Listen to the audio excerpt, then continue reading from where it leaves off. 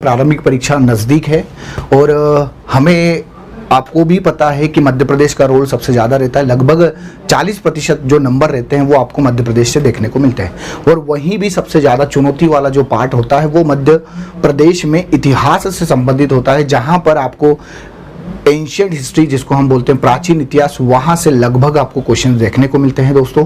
तो वहाँ पर हम कैसे उसको अप्रोच करेंगे, किस प्रकार से उसको सॉल्व करेंगे और to the point exam oriented कैसी फैक्टर रहेंगे उन पर हम बात करेंगे। तो सबसे पहले दोस्तों हमें पढ़ना है मध्य प्रदेश का प्राचीन इतिहास और उसके लिए सबसे अच्छी बात यह है कि जिस व्यक्ति को क्रोनोलॉजी आती है, कालानुक्रम आता है कि किसके बाद कौन सा समय आया है, वो इतिहास को आसानी से क्या कर सकता है, एकदम समझ सकता है। तो हम वहीं पर देखेंगे प्राचीन इतिहास के संदर्भ में। तो सबसे पहले मैं आपको बताता हूँ दोस्तों कि सबसे पहले इंपॉर्टेंट चीज़ें जो है हमारे पास पाषाण काल, ठीक है, सबसे पहले यही आती है, या यहाँ पर इसको अपन बोलते हैं प्राग ऐतिहासिक काल। यहाँ यदि आप देखोगे तो यहाँ से इंपॉर्टेंट चीज़ें देखने को मिलती है कि किस प्रकार की चीज़ें जो है आपको यहाँ पर देखने को मिलेगी। तो दोस्तों प्राग ऐतिहासिक का मतलब होता है जिसके बारे में हमें लिखित साक्ष्य नहीं मिलता है, उसे हम प्राग ऐतिहासिक काल बोलते हैं। बाकी की चीज़ें जैसे पाषाण काल से संबंधित होंगे, पाषाण का मतलब पत्थर होता है, जहाँ पत्थरों के माध्यम से हमें क्या करते हैं, चीज़ें देखने को मिलती हैं, वहाँ के अवशेष देखने को मिलते हैं, उसे हम बोलते हैं पाषाण काल। अब मध्य प्रदेश में भी पाषाण काल से संबंधित 3 अलग अलग हमने इसको क्या किया, विभाजित किया है, इसको बांटा गया है। जैसे कि आप देख पा रहे होंगे पाषाण काल में भी चीजें हमें जो मिलती है दोस्तों, वो हमें मिलती है एक पूरा पाषाण काल, और वहीं पर दूसरे नंबर पर मिलती है मध्य पाषाण काल,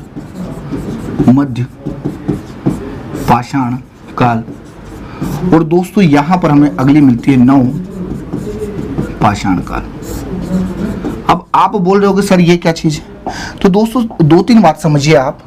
यहां से प्रश्न लास्ट टाइम 2019 की बात कर लो या 20 से बात कर लो, यहां से प्रश्न बने हैं। जैसे कि आपको पता है यहां पर पाषाण काल में भी 3 भागों में हमने विभाजित किया है। अब यहां से आपसे बात करेंगे कि मध्य प्रदेश में पूरा पाषाण काल से संबंधित कौन सा स्थल है, ठीक है। जैसे कि सबसे पहले हम बात करें पाषाण काल में, ये जो हमारे पास पूरा पाषाण काल है इसको पैलियोलिथिक बोलते हैं, मेसोलिथिक बोलते हैं और नियोलिथिक बोलते हैं।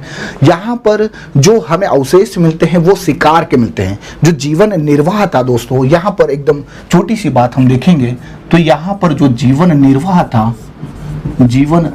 था वो शिकार पर आधारित थे, शिकार पर आधारित। बात समझ में आ गई, यहां पर शिकार पर आधारित था। अब हमें यह देखना है कि मध्य प्रदेश में से कौन कौन से स्थल है जो पूरा पाषाण काल से संबंधित है, और वहीं पर भीमबेटका जो कि पूरा पाषाण काल से संबंधित भी है और नव पाषाण काल से संबंधित भी है। 2019 में और 20 में यही प्रश्न आया था, भीमबेटका की खोज किसने करी थी। तो यहां से एकदम इंपॉर्टेंट चीजें आपको देखने को मिलती है। अब यहां पर जैसे जैसे समय बढ़ता जाएगा, जीवन निर्वाह था, जीवन निर्वाह के बाद व्यक्ति थोड़ा सा क्या हो गया, समय बीतता गया और यहां पर जीवन निर्वाह दोस्तों यहां पर शिकार पर आधारित हो गया। किस पर हो गया, शिकार पर आधारित हो गया। ये चीजें समझ में। अब हमें मध्य प्रदेश में ये देखना है कि मध्य पाषाण काल से संबंधित कौन कौन से स्थल है। जैसे कि आदमगढ़ की बात करें, आदमगढ़ में आपको मध्य प्रदेश में सबसे पहले पशुपालन के साक्ष्य मिलते हैं। अब इनको सब पर हम मैप पर देखेंगे, कौन सी नदी के किनारे हैं और किसके द्वारा खोजा गया है, ये सभी आपको एग्जाम में पूछे गए प्रश्न है। चूंकि मैप के माध्यम से हम इन्हें देखेंगे, आसानी से चीजें हमें क्या हो जाएगी, क्लियर हो जाएगी दोस्तों। अब यहां पर जैसे समय हो गया, यहां पर खेती बाड़ी होने लगे, खेती, ठीक है, या आप सीधा बोल सकते हो कृषि पालन के साक्ष्य। अब दोस्तों यहां पर बात समझ पा रहे होंगे आप, तो जैसे जैसे अब कृषि का पालन हुआ तो खेती बढ़ी। अब खेती बढ़ी तो सभ्यताएं विकसित होने लग गई। अब जैसे ही सभ्यता विकसित होगी तो मध्य प्रदेश की जो सबसे पहली सभ्यता है, आपको मध्य प्रदेश की यदि देखते हो तो सिंधु घाटी सभ्यता के कोई साक्ष्य मिलते ही नहीं है।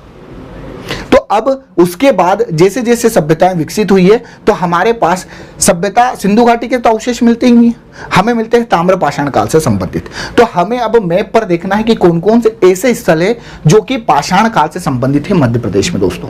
तो आगे हम देखते हैं और मैप के माध्यम से देखेंगे तो चीजें आपको स्पष्ट होगी। तो यहां पर थोड़ा सा मैं मैप बता रहा हूं, तो देखिएगा थोड़ा।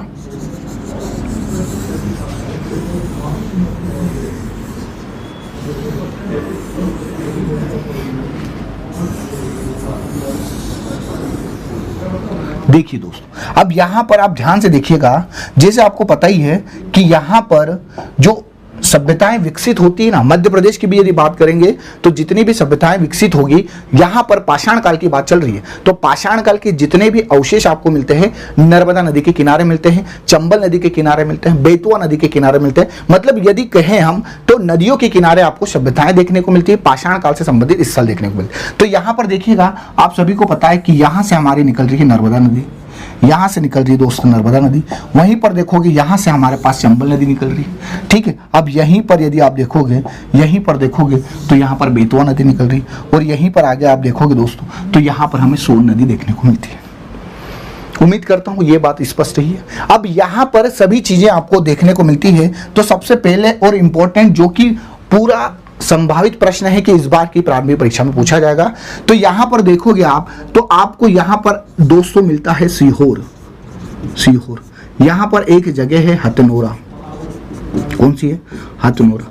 हथनोरा में भारत के मानव खोपड़ी के जीवाश्म के अवशेष मिले हैं। भारत की बात चल रही है, भारत में सबसे पहले मानव खोपड़ी के जीवाश्म के अवशेष यदि कहीं पर मिलते हैं तो वो आपको हथनोरा में मिलते हैं। और दोस्तों जैसे हम होमो सेपियंस है, ऐसे होमो इरेक्टस हमारे भी वंशज है, जो कि कौन से युग से? प्लेस्टोसीन युग के हमें यहां पर अवशेष मिलते हैं। इसीलिए साथ में यहां पर मानव खोपड़ी के जीवाश्म तो मिलते ही हैं, पर अब यहां पर हम लिखेंगे, देखिए यहां पर मिलेंगे मानव खोपड़ी के जीवाश्म, कि मानव खोपड़ी के जीवाश्म मिलते हैं, साथ में यहां पर हाथी के अवशेष मिलते हैं, हाथी के अवशेष देखने को मिलते हैं। ये बात इंपॉर्टेंट है। अब दोस्तों ये नर्मदा नदी के किनारे हैं, इसीलिए अपन इसको नर्मदा मानव खोपड़ी के नाम से भी कहीं कहीं आपसे पूछा जाता है कि नर्मदा मानव खोपड़ी के जीवाश्म के अवशेष कहां पर मिले, तो वो आपको कहां मिले हैं? वो मिले हथनोरा में। अब यहां पर आगे यदि आप बात समझ पा रहे होंगे तो यहां पर आपसे पूछा गया है मानव खोपड़ी के जीवाश्म भारत में सबसे पहले जो मिलते हैं हथनोरा में मिलते हैं। अब आपसे पूछा जा सकता है कि इसकी खोज किसने की है, तो दोस्तों याद रखिएगा इसकी खोज जो की है अरुण सोनकिया साहब ने की है। अरुण सोनकिया साहब ने की है। बहुत इंपॉर्टेंट प्रश्न है और संभावित प्रश्न है 2022 की प्रारंभिक परीक्षा में। हथनोरा जो कि सीहोर में नर्मदा नदी के तट पर है, यहां पर मानव खोपड़ी के जीवाश्म के अवशेष मिले भारत में, जो कि होमो इरेक्टस प्रजाति के हैं, और युग की यदि बात करें, समय की बात करें तो प्लेस्टोसीन युग के आपको देखने को मिलता है। तो यहां तक की बात आपको स्पष्ट हुई। उसके बाद यदि आप जस्ट नीचे देखोगे दोस्तों तो यहीं पर आपको आदमगढ़ मिलता है। क्या मिलता है? आदमगढ़। और यहीं पर आदमगढ़ जो कि आपको मिलता है दोस्तों होशंगाबाद में। कहां मिलता है? होशंगाबाद में मिलता है। अब यहां पर बात समझिएगा, यहां पर इंपॉर्टेंट चीज आ रही है, यहां पर याद रखिएगा मध्य प्रदेश के पशुपालन के साक्ष्य आपको यहीं पर मिलते हैं। मध्य प्रदेश में सर्वप्रथम पशुपालन के साक्ष्य आपको यहीं पर देखने को मिलते हैं। साथ में यदि आप देखोगे दोस्त तो यहां पर यदि आप देखोगे तो इसे ही हम माइक्रोलिथिक फैक्ट्री के नाम से भी जानते हैं। माइक्रोलिथिक फैक्ट्री के नाम से भी जानते हैं। बात समझ में आ रही? जहां पर छोटे छोटे पत्थर औजारों के माध्यम से चीजें आपको देखी जा सकती। तो आदमगढ़ जो कि होशंगाबाद में है दोस्तों, मध्य प्रदेश के पशुपालन के साक्ष्य सर्वप्रथम यहीं पर देखने को मिलते हैं। माइक्रोलिथिक फैक्ट्री जिसे हम कहते हैं वो कहते हैं आदमगढ़ को। बात समझ में आ गई? यहां तक चीजें क्लियर है। यहीं पर मामा भांजा शैलाश्रय भी देखने को मिलता है पंचमढ़ी में दोस्तों, वो भी पाषाण काल से संबंधित स्थल है। वहीं पर सीहोर की हथनोरा की हमने बात की। यहां पर यदि आप देखोगे तो यहां पर चंबल नदी देखने को मिलती है दोस्तों, और गुप्तेश्वर जो कि आपको ग्वालियर के साइड देखने को मिलता है। गुप्तेश्वर जो कि आपको ग्वालियर के आसपास चंबल नदी के तट पर मिलता है। यहां पर बच्चे के कुचले हुए सर के अवशेष देखने को मिलते हैं। तो आपसे प्रश्न पूछा जाएगा कि बच्चे के कुचले हुए सर के अवशेष मध्य प्रदेश में कहां से मिलते हैं, तो दोस्तों याद रखिएगा गुप्तेश्वर। तो यहां पर हम सीधे लिखेंगे कुचले हुए सर के अवशेष, कुचले हुए सर के अवशेष। ठीक है, तो आपसे यहां पर इस प्रकार के प्रश्न भी पूछे जा सकते हैं। क्योंकि यहां पर मैप का थोड़ा सा हम क्या है, मैप अपन इस तरीके से आप समझिएगा, यहां पर हथनोरा है, यहां पर आदमगढ़ फैक्ट्री है, यहां पर गुप्तेश्वर है जो कि ग्वालियर या मुरैना के आसपास, आप मुरैना में एग्जैक्ट लोकेशन है, ग्वालियर ऑप्शन में देखा तो कुचले हुए शहर के अवशेष आपको कहां मिलते हैं, वो मिलते हैं आपको गुप्तेश्वर में। अब आगे यदि आप बात करोगे, बहुत ऐसे प्रश्न है एकदम पाषाण काल से संबंधित बातें कर रहे हैं, जितने भी पाषाण काल स्टोन एज से संबंधित चीजें हैं आपको देखने को मिलती है। अब यहां पर आप देखिएगा, यहां पर एक इंपॉर्टेंट चीज आपको जो देखने को मिलती है, यहां पर दोस्तों मैं बता रहा हूं, यहां पर धार है, ठीक है, यहां पर स्पेस नहीं है, यहां लिख रहा हूं धार में एक जो कि इंपॉर्टेंट चीज मिलती है, कई बुकों में आपको देखने को नहीं मिलेगा, पर यहां पर दोस्तों मिलता है खापर खेड़ा। क्या मिलती है? खापर खापर खापर खेड़ा। ठीक है, एक मिनट, ठीक है, एक मिनट, यहां पर आपको जो मिलती है वो मिलती है खापर खेड़ा। तो आपसे पूछेंगे भाई खापर खेड़ा मध्य प्रदेश में कहां पर देखने को मिलता है, तो खापर खेड़ा जो आपको मिलता है धार में मिलता है। यहां पर शुतुरमुर्ग के अंडे के मनके बनाने का कारखाना आपको यही मिलता है। भारत का सर्वप्रथम, भारत का पहला शुतुरमुर्ग के अंडे के मनके बनाने का कारखाने के अवशेष जो मिलते हैं आपको खापर खेड़ा में मिलते हैं। ठीक है, तो यहां पर दोस्त हम देखेंगे, यहां का जो इंपॉर्टेंट चीज है, शुतुरमुर्ग के अंडे, शुतुरमुर्ग के अंडे के मनके बनाने का कारखाना, मनके बनाने का कारखाना। ठीक है, ये उम्मीद है आपको ये वाली चीजें कहीं नहीं मिली होगी। वहीं पर यदि हम बात करते हैं सबसे इंपॉर्टेंट चीजें, ठीक है, यहां पर मैं स्पेस अभाव के कारण यहां लिख रहा हूं दोस्तों, ये 1 नंबर था, ये 2 नंबर था, ये 3 नंबर था, यहां पर ये 4 नंबर था, और दोस्त यहां पर मैं 5 नंबर लिख रहा हूं। चूंकि आपको दिख रहा है यहां पर बेतवा नदी जा रही है, और पहले भी कहा है कि यहां पर जो भी आपको पाषाण काल से संबंधित स्थल मिलते हैं वो नदियों के किनारे कहीं ना कहीं देखने को मिलते हैं। तो जो इंपॉर्टेंट चीज आपको 5 पे मिलती है दोस्त, यहां पर आपको मिलती है भीम बेटिका की गुफाएं। क्या मिलती है? भीम बेटिका की गुफा, जो कि आपको रायसेन में अब्दुल्लागंज एक जगह वहां पर देखने को मिलते हैं। 2019 की बात कर लो या 20 की, यहां से प्रश्न देखने को मिलते हैं। अब दोस्तों यहां पर एक बात याद रखिएगा, इसके बारे में जो भी डिस्क्रिप्शन है थोड़ा सा हम एक पेज आगे लेते हैं। देखिए यहां पर मैं बात कर रहा हूं आपको भीम बेटिका की गुफा, है ना। अब यहां पर देखिए इंपॉर्टेंट चीज क्या है, सबसे पहले हमारे पास एक इंपॉर्टेंट चीज एक तो ये आती है दोस्तों कि ये एक तो पूरा पाषाण से संबंधित है, पूरा पाषाण काल से संबंधित है, और यहां पर ये नव पाषाण काल से भी संबंधित है।